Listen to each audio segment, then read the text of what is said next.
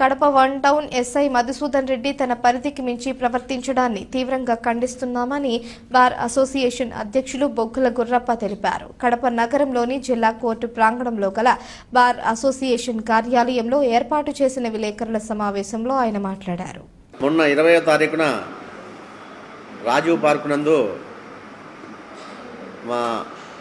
మాజీ government leader G Gurappa గారి కుమారుడు గడ్డ నవదీప్ విద్యార్థి,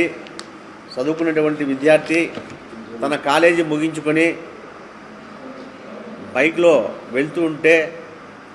పోలీసుల్ని చూసి బెదిరిపోయి